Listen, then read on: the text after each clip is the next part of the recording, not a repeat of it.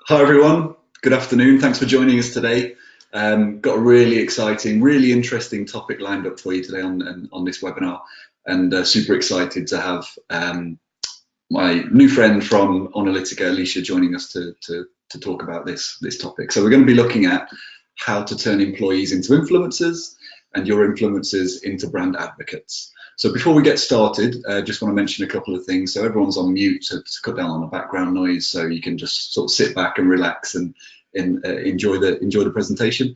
The other thing, if you are on board, just let us know that you can hear us okay and you can see the slides okay. Just to know that everything's working as intended.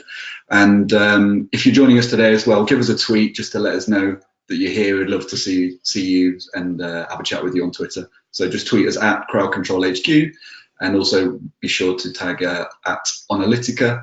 And yeah, look forward to sort of hearing from you on Twitter. So let's get started. So my name is Dan Aston. I'm the marketing manager here at Crowd Control HQ, and really delighted to introduce Alicia Russell from Analytica. Do you want to say hi, Alicia? Hi everyone. I don't know if you can see me yet, but I'm kind of waving, but hi. Excellent. So we're going to be talking to you for the next 30 minutes about a really, really interesting topic, which is employees and influencer marketing. So if you haven't joined the Crowd Control HQ webinar before, I'm just going to spend the next couple of minutes just to introduce who we are and what we're about. So Crowd Control HQ, we're a UK-based social media management software organization, and we have an all-in-one platform that allows you to sort of handle your social media marketing and communications, social media customer service, social media compliance, and also we've got fully UK-based support and services, so you get extra special attention and love and care, like if you ever need the support as a client. And we work with many different organisations in the UK, so whether you're a private sector organisation or a public sector organisation, we probably work with some other organisations that work in your space. So everyone from utilities to local councils to leisure centre and education and police organisations and many, many more. So it's just a quick snapshot just to give you a little bit of insights. So that's it, enough of the sales pitch. I'm going to pass you over now actually to Alicia to do the main chunk of today's session. If at any point you have questions, please just submit the questions in the little questions box you should hopefully see on the GoToWebinar panel. And we've got some time at the end to do a bit of question and answer for any of those questions that come in. So just anytime, just submit the question and we'll bring it up at the end. So Alicia, I'm going to pass you the control. So fingers crossed this works. Fingers crossed. As well as it did in the practice session. Technology is probably going to fail us, but there you go. Here we go. Now. Cool. You should have the power. Thanks, Dan, for the introduction. So just to give you a brief overview of Analytica, so we're an influencer marketing software platform. So we work with brands to identify influencers relevant to their industry and to effectively engage with those influencers and get meaningful results from that. So influencer marketing is a very hot topic at the moment. It's very controversial. There's a lot of stuff about influencer fraud, fake influence, and influencers not disclosing when they're advertising a product. So what we do is very different to that. We focus on identifying subject matter experts that are relevant to your brand and building long-term partnerships with those in a way that benefits both the brand and the influencer. So that just gives you a little bit of context as to where we are in the industry. So now we can get to it. So how to turn employees into influencers and your influencers into brand advocates. Now let's see if this works. Yay. Okay, hopefully that doesn't change again because I clicked it twice.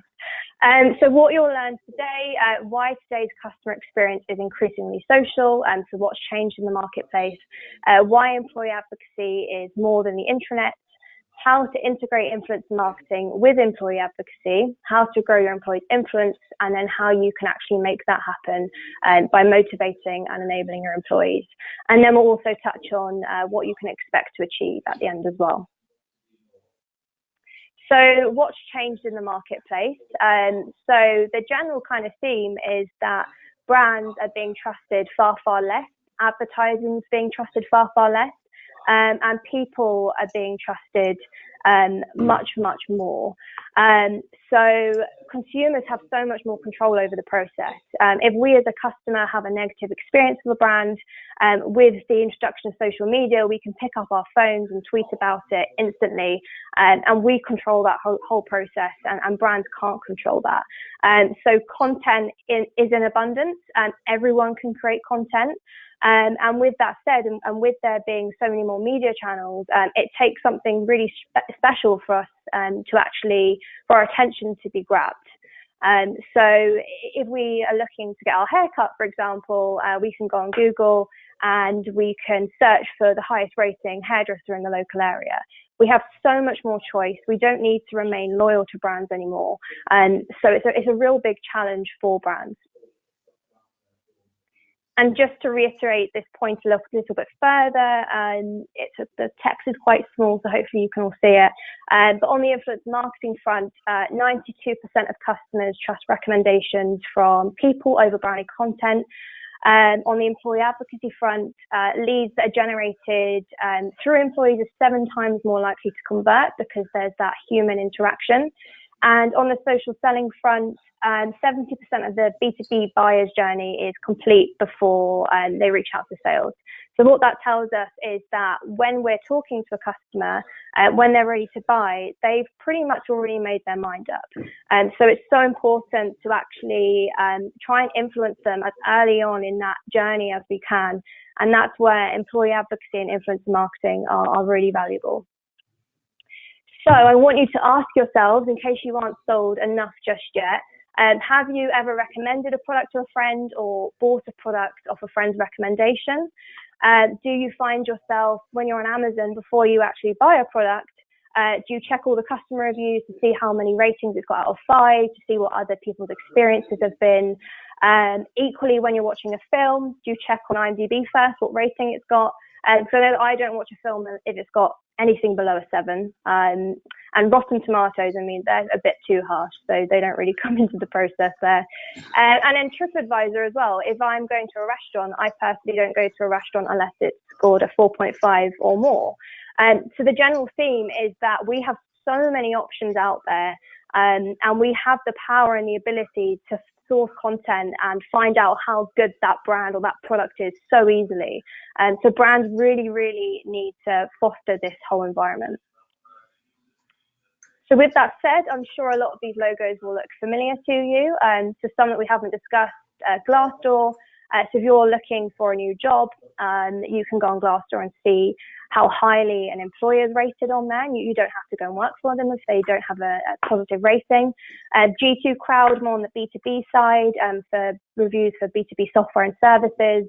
And then Airbnb, which is a really bizarre one. So we actually stay in strangers' homes now, which is something that you'd almost tell your children, I don't know, 50 years ago, you don't talk to strangers, but we stay in strangers' homes. And another example, Uber. We can pick whether we want to get in an Uber car with an Uber driver if they've got a good or a bad rating, and they can do the same to you. So reviews are everywhere. We have so much control, so many options. So the bottom line is that we're trusting brands much, much less and people more. And in now, we're also including strangers as well. So here's a nice quote from Dave Bear, founder of Convince and Convert. So consumers are disappointed by brands. Trust in brands is lower than ever. And the flip side of that is just as important, that people are trusted more. The reason people are trusted more than advertising is that there is no financial stake in the outcome. So to give you a bit of history as to how employee advocacy has evolved, so we have employee engagement from not engaged to engaged, and then on the content side of things, we have branded to more of a topical industry focus. So it started off with the intranet. No, that's not a misspelling of the internet, it is the intranet. And that was essentially a one-way communication where brands are communicating announcements and policies to their employees. So the engagement was quite low and the content was very much brand focused.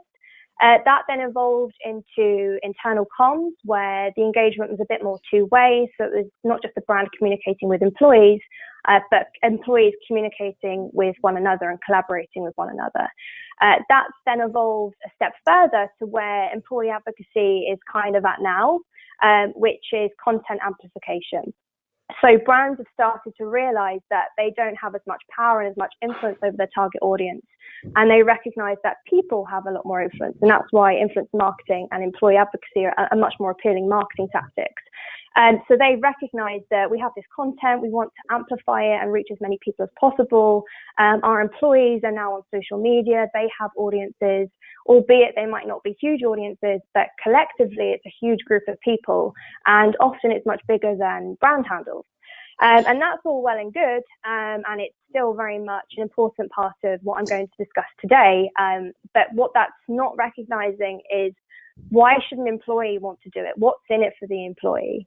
And that's when we look at employee as influencer, which is what I'll discuss today.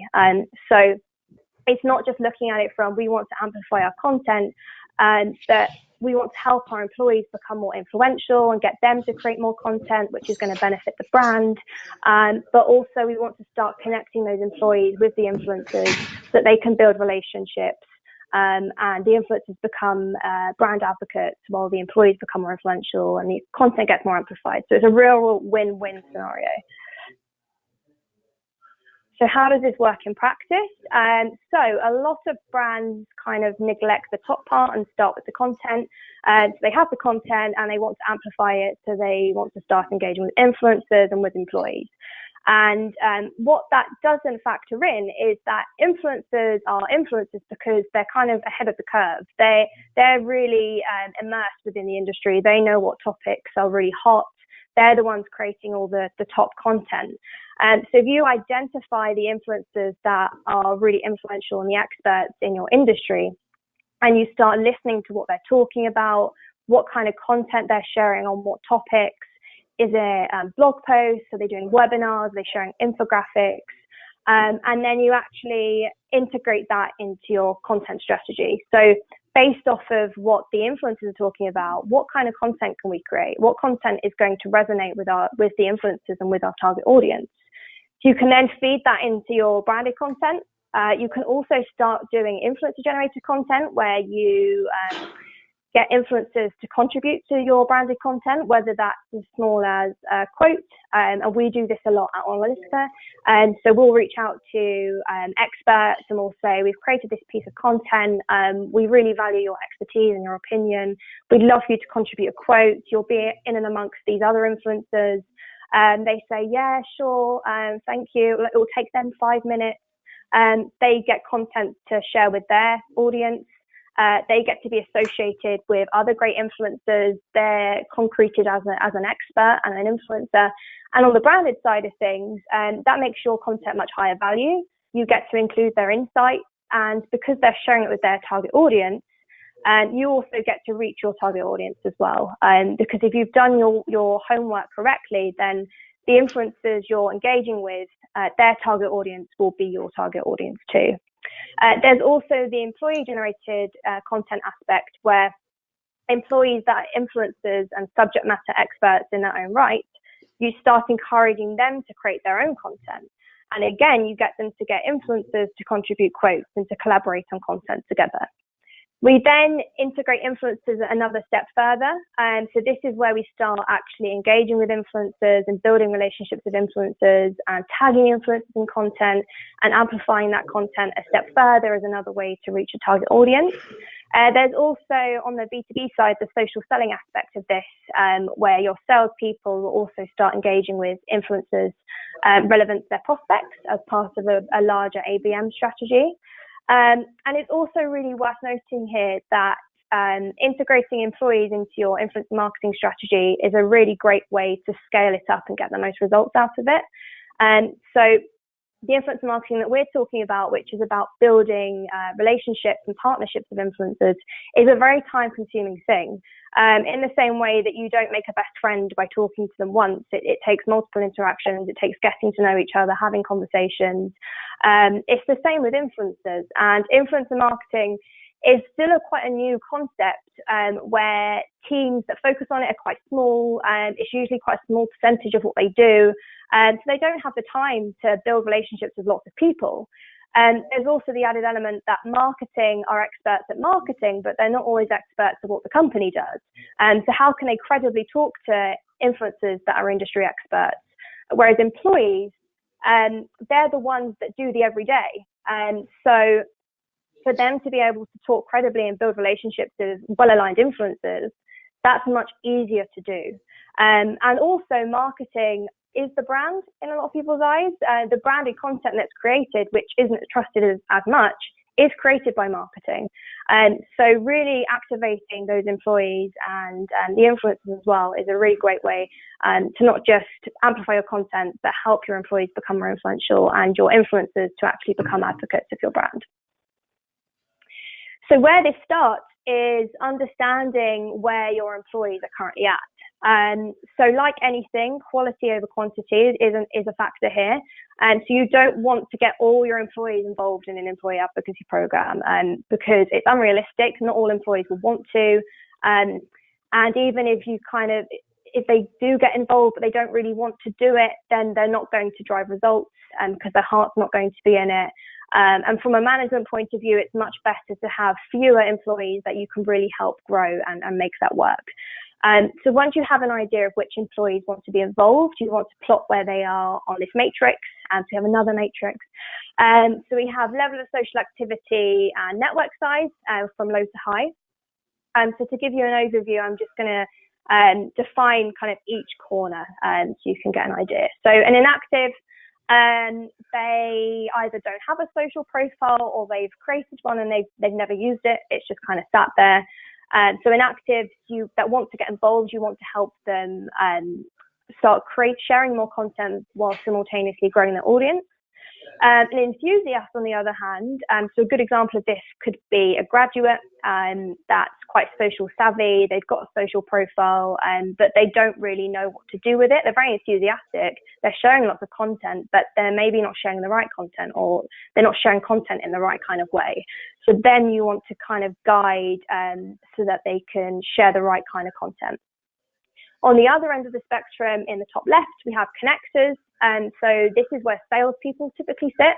So because of the nature of what they do, they're meeting lots of people. They have quite a large network, but often they're not sharing content. They're not really doing much with it. So a salesperson, you need to guide them to see the value in sharing more content and creating more content. We then have the ultimate end goal in the top right, which is the influencer. So this is where an employee is an influencer in their own right. And so they have a large network, they're sharing lots of content, they're creating their own content, and they start engaging with other influencers as well. Now, again, the idea isn't to get everyone to be an influencer. That's unrealistic. But we need to understand where we're currently at so that we can set goals and we can create a plan to get to the next step. So in an active, we might want to encourage them to become a broadcaster, an enthusiast, maybe a thought leader, and a broadcaster and influencer. Yeah, I really like that slide, by the way, Lisa, like to visually break down the different sort of levels of maturity of some of the employees and how active they are in terms of social media and the size of their networks. It's just really useful, I think, just in general, to understand, within your team and like with other departments, and try and identify who fits into each one of those boxes. Really useful. Yeah, completely. It's a really, really good model. So another quote here, which I'll just quickly go over. So when employees are given an opportunity to better position themselves as subject matter experts and thought leaders in their space, they are more prone to share content often, add insights, and in fact share more branded content in the process. So here's where the influencers come in. So influencers come in all shapes and sizes, not just in terms of how many followers they have, but in the role that they play within the influencer community. So we have online connectors. So as the name implies, they're very well connected in the industry. Kind of like, you know, those kind of people you meet in real life that just know someone that does anything. Your car breaks down, they know a mechanic. You have a toothache and they know a dentist. They just know absolutely everyone. They're really well connected. Industry experts. So an easy way to explain this is that they're expert first, influencer second. So they've grown an audience and an influence around what they basically do for a job. Event speakers may or may not have an online influence. So they speak at a lot of conferences, and they might also be really active on social media, but they might not necessarily be. So their main source of income is the event. So they have a good offline influence and sometimes online as well. And content creators, so they're creating lots of content in the space that they're in. Media influencers, who are more traditional influencers, so journalists, for example. And then social amplifiers. So social amplifiers don't necessarily create content themselves, but the content that's going around within the community and by other influencers, and they're sharing with their audience, and they have a very well engaged audience. So now it comes to connecting the two together. So once you've understood where your employee personas are and the influencer personas, you can effectively match the two together. So not just on a topical level, so depending on which departments your employees are in, connecting them with influencers that are very relevant on a topical level, but also on a persona level as well. So your influencers and thought leaders in your workforce, the employees, they're the ones that are creating the content. So connecting them with the content creators that they can collaborate on content is a really good relationship. On the connector side, so your salespeople that have large networks but they're not using them, and if there are a lot of industry events, then connecting those with event speakers, and equally connecting them with online connectors who are also really well connected in the industry. For the inactives and the participators and the enthusiasts, you want to help them become more influential by giving them more content to share. And so here's where the listening to the influencer community and creating branded content, influencer generated content, and employee generated content that is going to resonate with their target audience and help them grow the audience is really worthwhile. And it's also important to note as well that employees are far more likely to share other employees' content than they are branded content, because they want to support them. So how can we make it happen? So first we need to understand, we need to get into the employee's head and understand why would they not want to do this. And often that is that they don't, they see the value, but they don't know what to share, how to share it, what they're allowed to say, what they're not allowed to say. So they just choose not to do it. They also sometimes don't know why they should want to do it. They understand that the brand wants them to be amplifying branded content, but they don't see the value that they can get from it. So the next step from that is to just define the what's in it for me. So the thing to really lead with here is growing their career, growing their professional brand, outlining how it can help them get to the next level in their career, how it might help them land their next role. On a sales front, if you're in B2B and you're encouraging your sales guys to do more social selling, then leading with, this can help you close more sales. This can help you be better at your job.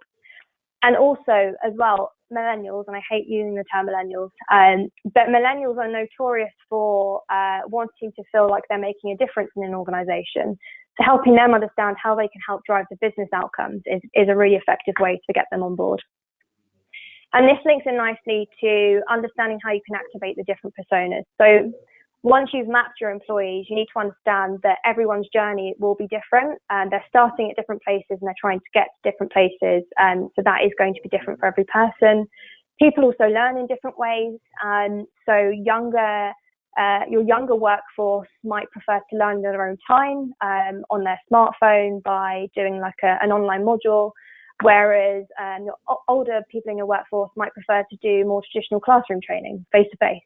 So you need to understand how everyone is different and how you can effectively train them. Creating a social culture. So a big perk of employee advocacy is that large global organizations can feel like they're really united in one organization. So people that you've never met, if you see them on social media, including the CEO, you kind of feel like you know them. So having your executives on social media as well, leading by example, is really, really important, and it can really help to get your employees on board and help them feel confident that if they're doing it, I can do it. Social media training. So again, this is different for each of the personas. So an inactive, for example, that doesn't even have a social profile, as simple as how to create a social profile, what they should put in their bio, what kind of picture they should upload, how to schedule content, that kind of thing. So you want to train them on how they can become more influential, how they can get to the next level, how they can get the most out of their content. Social media policy. So the important thing here is to guide but don't control. So you want them to be saying the right things, not saying things they shouldn't be saying. So liaise with your legal teams, your comms teams, your PR teams to make sure that you can write a concise and clear social media policy that is simple and easy for them to understand.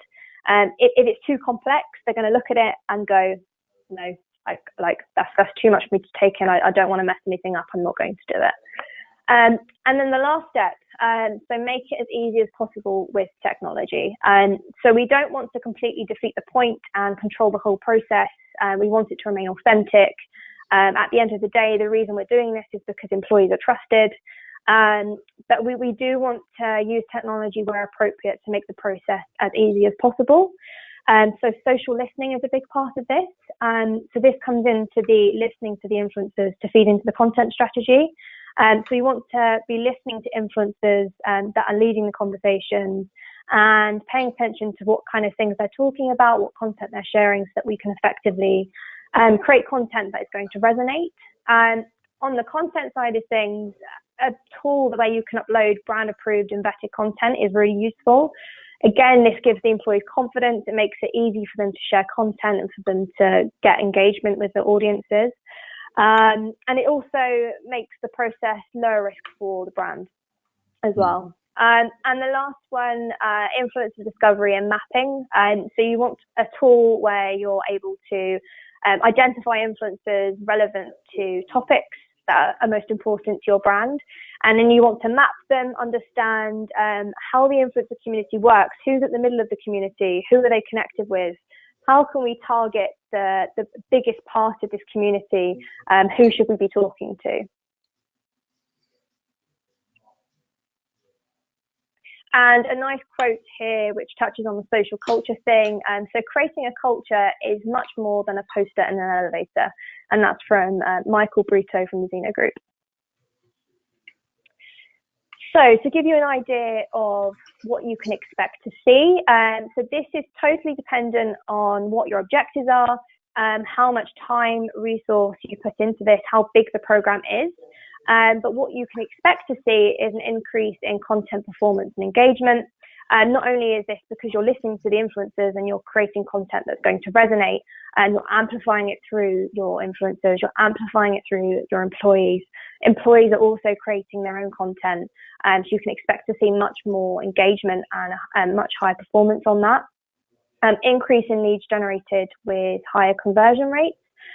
So again, this is because you're influencing the customer journey much earlier on by having your influencers and your employees much more visible.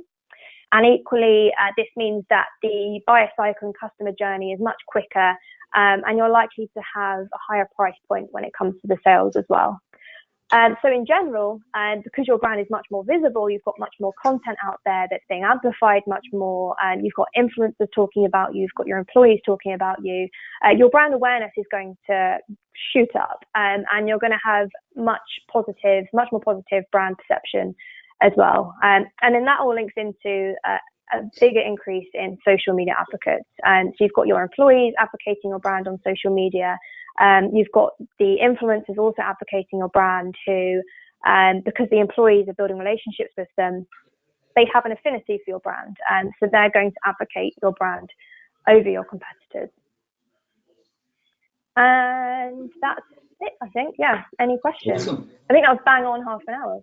I think checking my watch, it's exactly half an hour. So yeah, well done on the timing. And thanks a lot. Really, really interesting. I certainly learned something. I'm just going to so obviously folks, if you've got a question, please submit it into the little question box. I'm just going to quickly take a look. So first question that's come through. So how can you win over managers of different teams who don't see the value of employee advocacy on social media? Yeah, I don't know if that's something you've got any experience with, Alicia, or have some thoughts on. Or...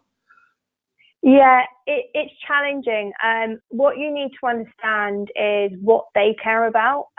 So don't, like with any marketing tactic, it's very easy to go in and kind of talk about it in vanity metrics of like, oh, our piece of content had this many shares and whatever.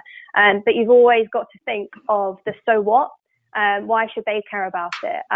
So try and identify what the overall business objectives are and link it back into that. And if you can go into a meeting and say, doing employee advocacy will help us achieve this, and you know they care about that, then why would they say no? They can't say no to that.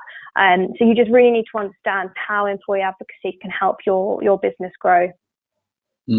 Makes a lot of sense. I'm just going to check if there are any other questions. So just while I'm checking, do you have any experience if, so we talked a lot around sort of B2B or generating leads and the sales cycles. Do you have any examples from public sector organizations? So when I think about that in terms of influencers, I know from there's one of our clients, which is actually a police force. Right, okay. When they're on Twitter, one of their biggest accounts or most popular accounts, like most engaged accounts, he's actually just one. He's a police officer, but he's super proactive. You know, I'm trying to think back to your matrix where you tag people. I don't know, he might be an influencer, you know, because he has a big following and he's super proactive, publishing like his own content, you know, when he's out on the beat, and people respond really well to that, you know. So he's just one guy. So that was just an example, but I didn't know if you've got any examples. Or just some, I guess, some thoughts around public sector. So if you're not if generating leads or sales is not the goal, you know, you're just trying to raise the awareness, you know, perhaps if you're a council or something like that. Yeah, I think for public sector, a lot of it comes down to trust, I guess. With the police example, you know, you're trusting police to maintain a safe neighborhood and a safe environment for everyone. And that's a really, really big task. And I mean, with the police, for example, I guess they'd want to drive intelligence and communities feeling like they can talk and confide in police officers. So I think it depends what they're trying to achieve. But I think, trust is a massive element that comes down to it when it comes to the public sector. NHS, for example, it could be around managing reputation. If there's a lot of like bad press around the NHS at the moment with Brexit and them being really overstretched and not having enough resources, then having employees that have really positive experiences around working in the NHS to improve the reputation of the NHS, that would be the kind of angle that they would take. So it's very, very different, but ultimately it all comes down to trust and how we trust people much more than we trust logos. So it's the same premise. Yeah, makes a lot of sense. So I'm just checking. So there's no other questions. So I think everything was received loud and clear, like throughout the presentation. And I really enjoyed, or really found it useful the way you break down like how to segment, you know, folks into different chunks, so you can like figure out how to treat them or how to help them sort of take the next step to either sharing more content or making more connections and things like that. So do you sort of recommend you put a plan together for how to tackle the folks that are in each of those stages in terms of if they're a connector or an influencer or an enthusiast? Yeah, 100%. So yeah, it depends obviously where everyone's starting from, where they're trying to get to. But for the most part, I guess you can kind of create plans that you can implement for multiple employees. So you can have a plan for the inactives, how they can get to the next level, which is increasing their activity and also growing their audience a bit more. And then you can have another plan for how to get those that have a large audience but they're not doing much with it, how you can get them to start sharing more content and creating content. So yeah, it's really important to create plans and get them in place to help everyone get to the next level. Do you think a lot of it is just down to sort of permission, like giving them permission and a bit of motivation, you know, what's in it for me, but then also like just putting the guardrails in place so that they can't go too wrong, like you talked about with, you know, just having a policy, like what you can't do and what you can do and things like that? Yeah, completely. And that's why it all starts with, okay, what are all the reasons why an employee wouldn't do this? And then working backwards from that. So if it's that they don't know why they should do it, then you really need to focus on educating them as to why they should do it, what the benefits are. And if it's they don't know how to do it, then that's the main focus. So providing social media training to help them with the doing, but also policies so that they feel safe in knowing what they can and can't say. But yeah, you don't want them to feel like they're being completely controlled, and you just want them to feel like they're being guided into the right place. Yeah, and then that's where the technology comes in, just makes it easy for them. Exactly. Yeah, to do it. Awesome. So we've got another question that's come in here. How do you think employee advocacy feeds into sales/lead generation? Employees will obviously advocate why they enjoy their jobs, but should they be ideally talking about the brand itself rather than their own experience of it? Interesting. Okay, so it's more on a topical level. So it's not necessarily the employees saying, oh, our brand's amazing, I've had an amazing experience with my brand. That could be an avenue you have for recruitment, for example. So if you look at employee advocacy as a recruitment exercise, then it could be just that. So basically marketing your brand as a great brand to work for. But it's more on a topical level. So if you have...